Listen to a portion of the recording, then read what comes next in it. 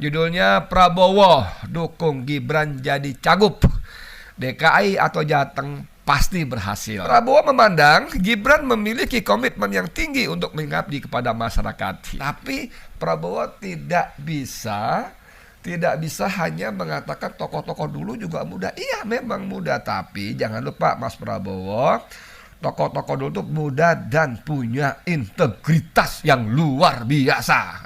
Prabowo harus lengkap menjelaskan para tokoh pejuang itu masih muda betul, tapi mohon maaf, dibandingkan para pejabat sekarang, Masya Allah, itu bukan cuma ibarat langit dan bumi, tapi mungkin ibarat langit dan dasar sumur, atau bahkan dasar samudera yang paling dalam.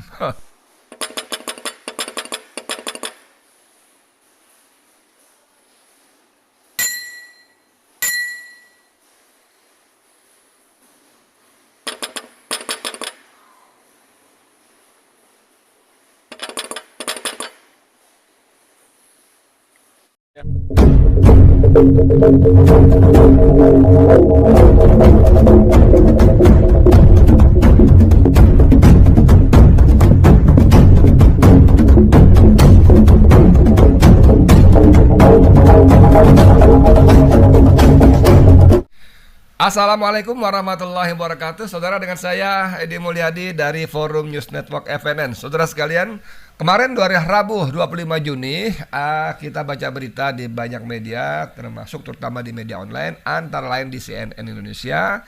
Judulnya Prabowo dukung Gibran jadi cagup. DKI atau Jateng pasti berhasil, ya. Ini kalimat beritanya saya bacakan sedikit.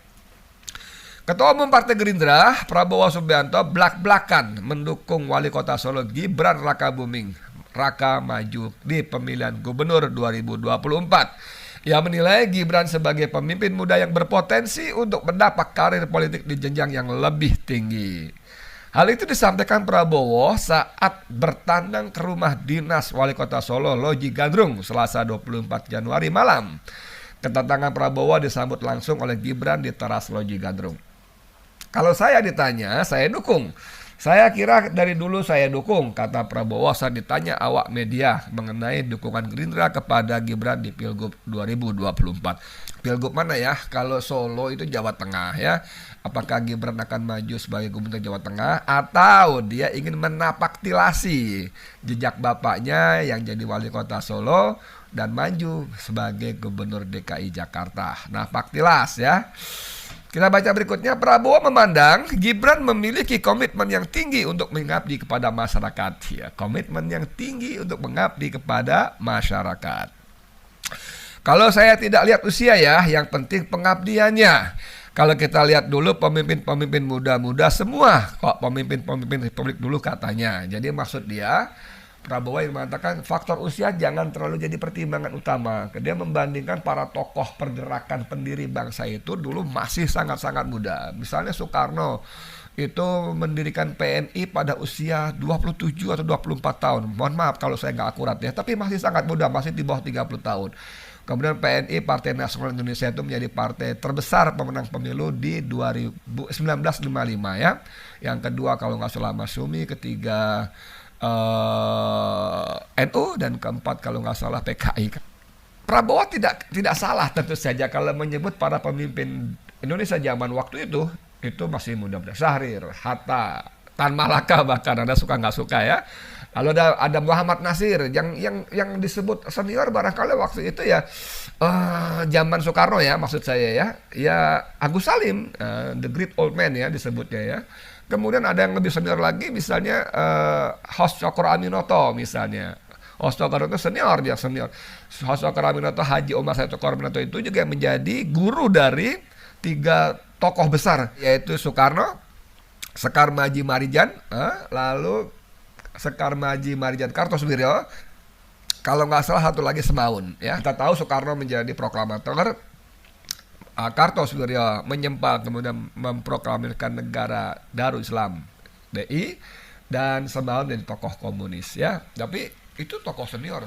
Nah, yang lainnya relatif masih muda, tentu tidak salah. Tapi Prabowo tidak bisa Tidak bisa hanya mengatakan tokoh-tokoh dulu juga muda. Iya, memang muda, tapi jangan lupa Mas Prabowo, tokoh-tokoh dulu tuh muda dan punya integritas yang luar biasa. Nah, gitu loh. Punya integritas yang luar biasa, punya apalagi ya, daya juang yang luar biasa, dan punya cara hidup yang sangat sederhana ya. Saya pernah bercerita pada podcast sebelumnya, misalnya bagaimana Muhammad Nasir ya, Menteri Penerangan yang kemudian jadi Perdana Menteri, yang terkenal dengan mosi integralnya. Waktu itu Indonesia sudah dibelah-belah, dipecah-pecah menjadi negara-negara boneka, negara Pasundan, negara Indonesia, Republik Indonesia Serikat. Nasir sebagai Perdana Menteri mengeluarkan namanya mosi integral, kemudian satukan semua dalam bingkai NKRI. Jadi orang-orang yang sok teriak-teriak NKRI harga mati harus tahu sejarahnya ini. Ini disatukan oleh Ketua Masyumi Muhammad Nasir ya. Ketua Masyumi, ketua Partai Islam yang kalian tuduh kadrun sebagainya itu pemecah belah. Bukan, yang pemecah belah itu kalian sendiri. Nah, kemudian juga kita bercerita tentang misalnya Haji Agus Salim, seorang menteri luar negeri yang sangat luar biasa, yang di awal-awal kemerdekaan sangat berjasa besar kepada Indonesia karena dia berkeliling banyak negara terutama Timur Tengah untuk mengabarkan proklamasi kemerdekaan Indonesia sekaligus mencari dukungan dan pengakuan. Dan negara yang mengakui kemerdekaan Indonesia pertama-tama termasuk Mesir, dan Mufti Palestina pun memberikan pengakuannya. Dan itu adalah seorang muslim yang taat, ulama yang besar, tokoh luar biasa, tapi tinggal di gang sempit, dan kalau hujan rumahnya bocor. Di rumahnya masih berjualan minyak tanah secara eceran. Eceran saudara, bukan pakai drum, bukan pakai tangki, tapi eceran, melayani tetangga kanan kirinya yang mungkin sekali juga mereka ngutang. Itu biasa sekali. Nah, Prabowo harus lengkap menjelaskan para tokoh pejuang itu masih muda betul. Tapi mohon maaf, dibandingkan para pejabat sekarang, Masya Allah, itu bukan cuma ibarat langit dan bumi, tapi mungkin ibarat langit dan dasar sumur, atau bahkan dasar samudera yang paling dalam. Luar biasa sekali. Nah, ini saya seperti biasa, saya ingin membacakan komentar-komentar dari para netizen. Ini ada Pembual Deso.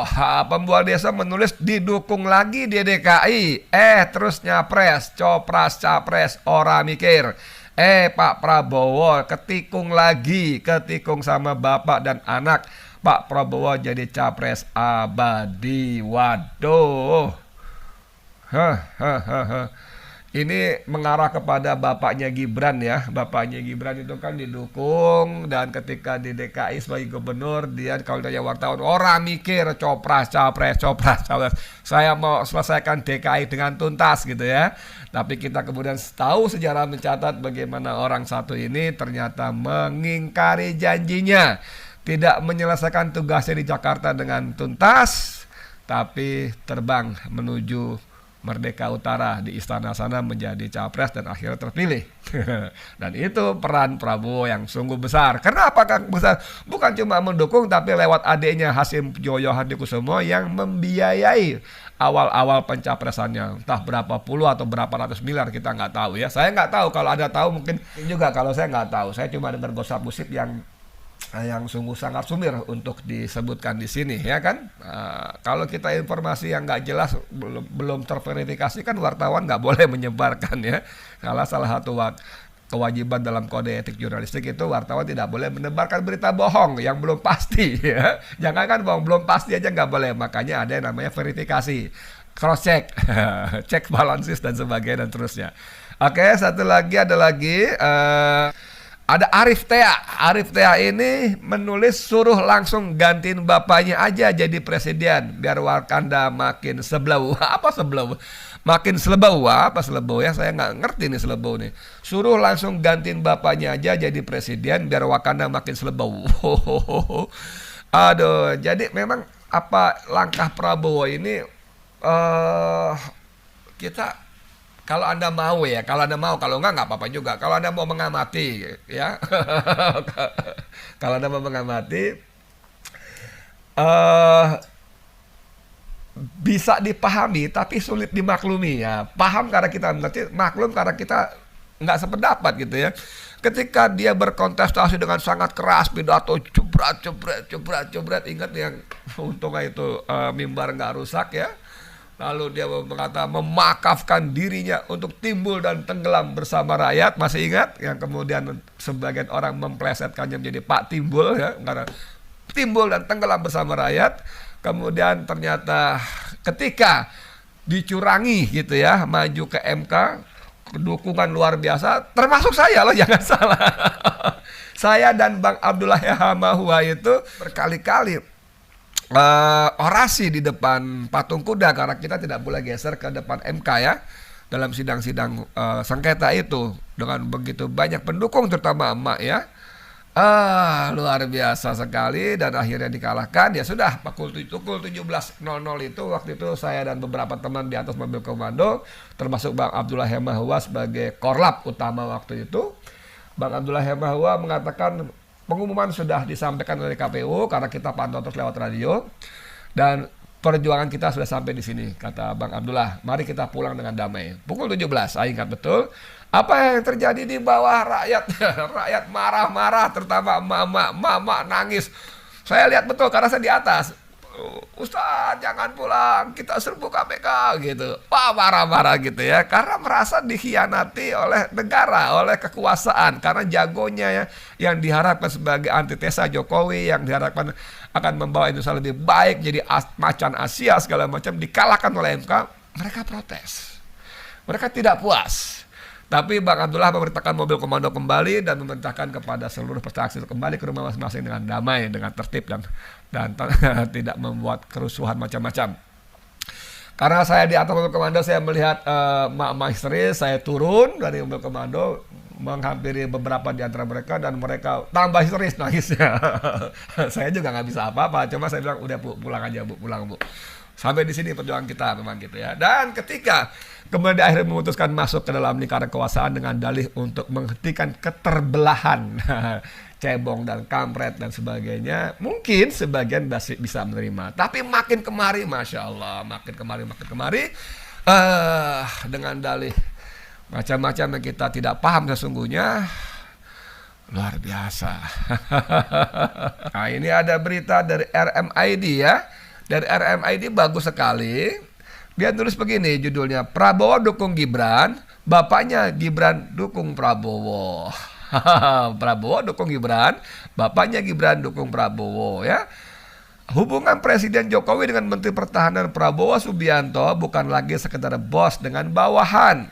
Kedua tokoh yang sempat 2 kali bertarung sengit di Pilpres itu kini sama-sama saling mendukung. Prabowo dukung putra sulung Jokowi, Gibran Raka Buming Raka, untuk maju calon gubernur, sementara bapaknya Gibran dukung Prabowo sebagai capres. Anda ingat, Jokowi pernah secara terbuka mengatakan, saya sudah kok 2 kali dan sekarang giliran Pak Prabowo. Iya kan? Ada angin surga dari Jokowi kepada Prabowo. Saya sudah 2 kali nyapres dan sekarang giliran Pak Prabowo. Tapi di lain kesempatan, di sebuah acara yang lain, di Munas HIPMI kalau nggak salah, Himpunan Pengusaha Muda Indonesia, Jokowi memberikan isyarat bahwa pemimpin yang memikirkan rakyat itu rambutnya putih, yang banyak kerut di wajahnya. Dan kita semua tahu betul bahwa Prabowo sama sekali tidak putih rambutnya. Apakah ini bentuk prank Jokowi kepada Prabowo? Saya nggak ngerti siapa yang dimaksud. Waktu itu semua orang menisbatkannya dengan Ganjar Pranowo, ya kan? Lalu di kesempatan yang lain dia mengatakan waktu di acara ya siapa namanya PBB, Jokowi secara terbuka juga mengatakan mendukung Yusril. Nah, menunjukkan nama capres. Jadi orang sampai ada meme mengatakan di depan Prabowo saya dukung Prabowo, depan Ganjar saya dukung Ganjar, depan Yusril mengatakan saya dukung Yusril, di depan cermin dia mengatakan saya 3 periode.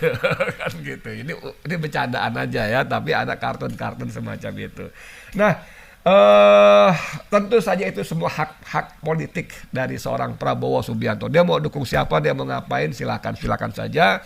Tapi buat kita rakyat Indonesia, terutama orang-orang yang pernah mendukungnya, bukan bermaksud tidak move on, tidak selesai memang, tapi semakin menjelaskan bagaimana perilaku para politisi kita jauh dari sifat-sifat kenegarawanan. Para politisi kita tidak lain seperti kata judul RMI tadi, Prabowo dukung Gibran, bapaknya Gibran dukung Prabowo. Jadi ada selalu akhirnya motif-motif kekuasaan yang sebetulnya berkuasa itu tidak jelek, berkuasa itu tidak buruk, berkuasa itu bagus, bahkan penting sekali. Dengan berkuasa kita bisa melakukan perubahan yang begitu banyak. Dengan berkuasa kita memperbaiki begitu banyak, dengan berkuasa kita bisa membantu begitu banyak ketimbang di luar kekuasaan, ya kan? Cuman begitu melihat praktik-praktik para penguasa, para pejabat publik kita hari-hari ini, paling tidak selama 7 tahun terakhir ini, maka kita melihat bagaimana sesungguhnya kekuasaan mereka manfaatkan untuk kepentingan mereka pribadi atau kelompoknya atau golongan atau gerombolannya, sambil terus menyenangkan para majikannya, para bohirnya, dan membungkuk dalam-dalam kepada asing, investor asing dan asing, ya. Pada saat yang sama mengeluarkan berbagai peraturan perundangan yang sungguh-sungguh memberatkan dan menyusahkan rakyatnya sendiri. Harga-harga yang naik, ya, gas, listrik, harga-harga bahan pokok dan sebagainya, itu semua sebetulnya buah dari salah urus yang berkepanjangan. Nah, saya nggak tahu ada di mana Prabowo pada hal-hal semacam ini, tapi yang pasti dia ada dalam sistem kekuasaan sebagai Menteri Pertahanan. Oke, sekian dari saya Edi Mulyadi untuk FNN. Assalamualaikum warahmatullahi wabarakatuh.